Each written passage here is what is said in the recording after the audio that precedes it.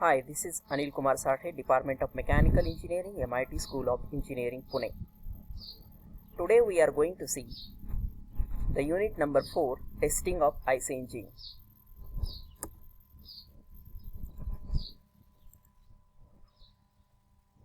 In today's lecture, we are going to see what is meant by testing of the engine, then what is the objective of the testing, and some of the performance parameters. Now let's begin with the definition of the testing of the IC engine. Testing of IC engine means running the engine at various loads and speeds in order to measure its performance. Now what is meant by performance? For you as a student, we are conducting examination. You are studying 5 subjects in a semester, and at the end of the semester, what you have learned for these 5 subjects, that is tested by conducting an examination for you. So for you as a student, examination is a testing procedure. Similarly, in order to determine the performance of IC engine related with the fuel consumption, related with the power produced, related with the pressure generated inside the combustion chamber, related with the heat account, the performance parameters are different. So in order to obtain the values of this performance parameter, the testing is conducted on the IC engine. This engine testing is also called as engine trial, and it is defined as engine trial means engine is put under test to check its performance. Now what are different objectives of testing?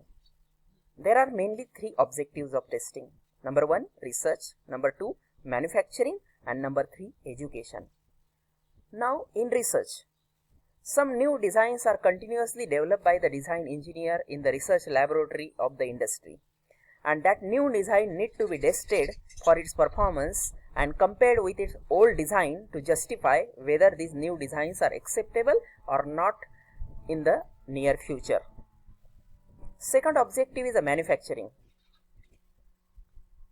Before going to the manufacturing, there are certain specifications mentioned by the manufacturer.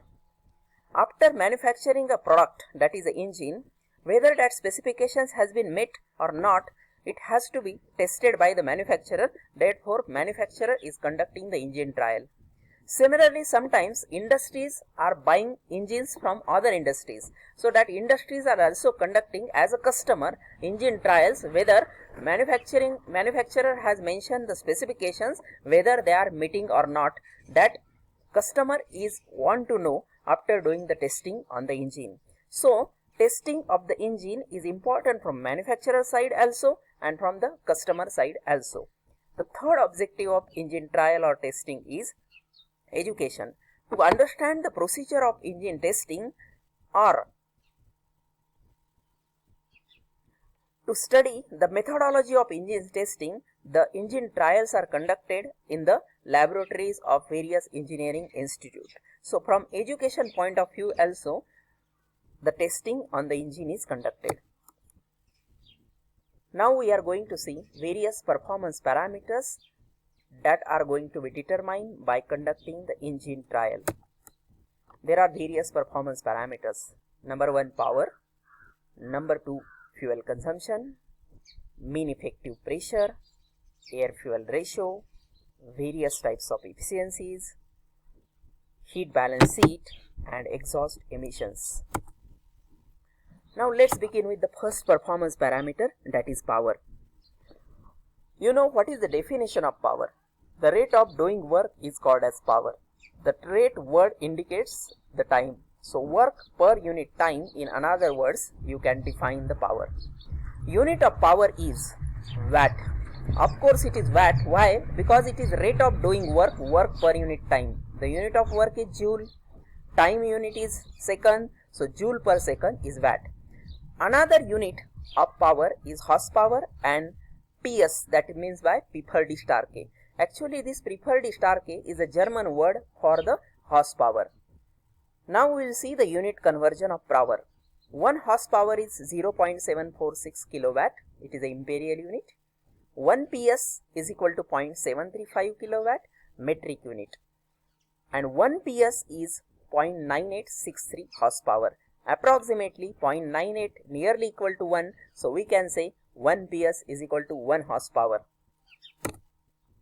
Now this power is classified into 3 categories. Number 1, indicated power designated by capital IP.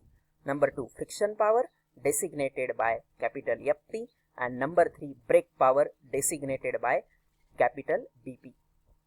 Now we are going to define these 3 powers. What is meant by indicated power? It is power produced inside the engine cylinder on top of the piston after combustion of fuel. The formula of IP is Planck's.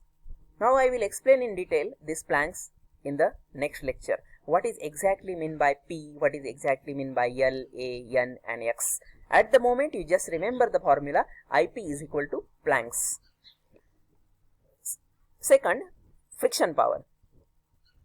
Most of the students are giving the definition of friction power like this, power lost in friction, but it is only a partial definition. The correct definition is mentioned here. What is the friction power? It is power lost in friction and power required to run the various auxiliaries of the engine such as water pump, lubricating oil pump, valve operating mechanism, dynamo drive for ignition system in SI engine and drive for fuel pump in CI engine. So friction power is not only power lost in friction, but it is power required to run the various auxiliaries of the engine also. So in another word you can say friction power is the power required by the engine by its own. Now the last one is the brake power. It is the net power available at the end of the crankshaft to do the useful work. So net power means engine produces indicated power, engine requires some of the power to run its on its own, it is friction power. So what is remaining power to do the useful work, to run the external application? It is the difference between IP and FP. So brake power is equal to indicated power minus friction power. The formula to determine brake power is BP is equal to torque into omega. Omega is angular velocity which can be calculated by 2 pi n by 60. So you can see the formula of brake power. BP is 2 pi nt upon 60,000.